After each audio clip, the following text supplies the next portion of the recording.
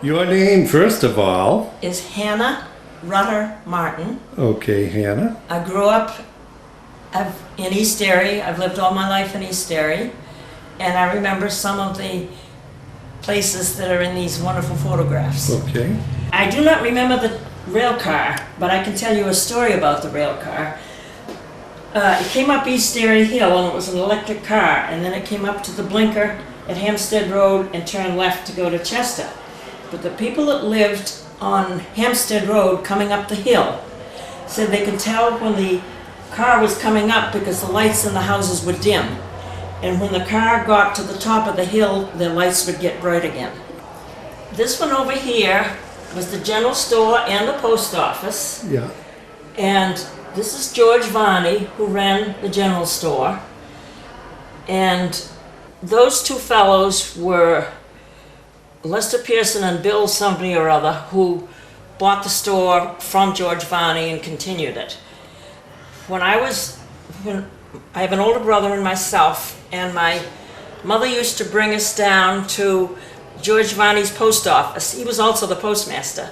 Used to bring us down to the post office for our weight, and he'd put us on the postal scales and tell Mother how much her babies weighed. This is the Colonel Lane Farm, which is on Lane Road in East Derry.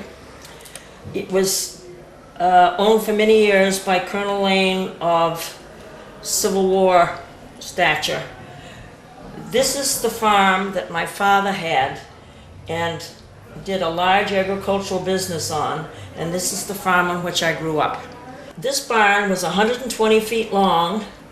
It had 3 floors, and then you climbed a ladder to the haymow, and then you climbed another ladder to the cupola. And from the cupola, you could see the entire expanse of Derry. And what's there now?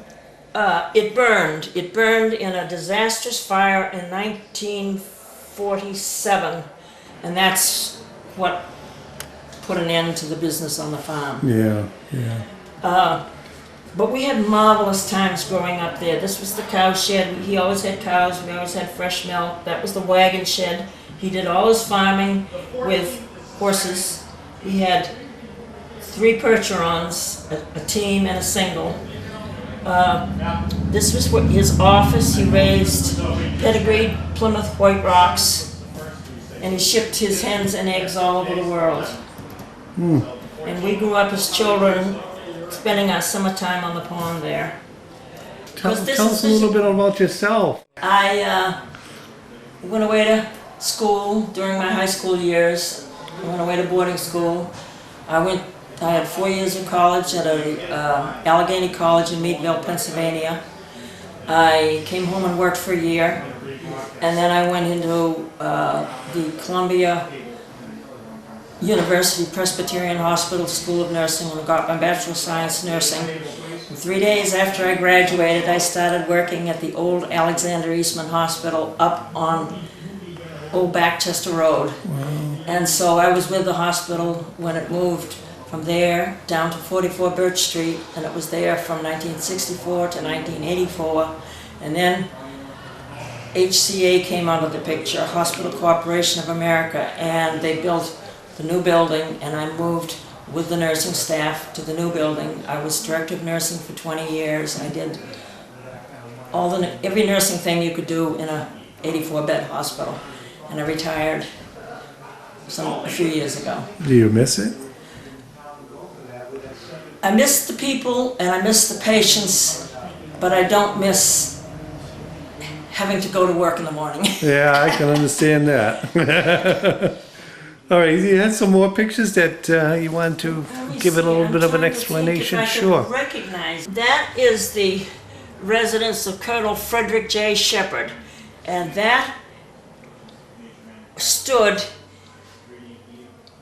in the back of this crescent field. There's just one house up from the upper village hall, and as long as the family stayed in it, it was allowed to stand. But part of his will was, when the family no longer wanted it, it needed to be torn down.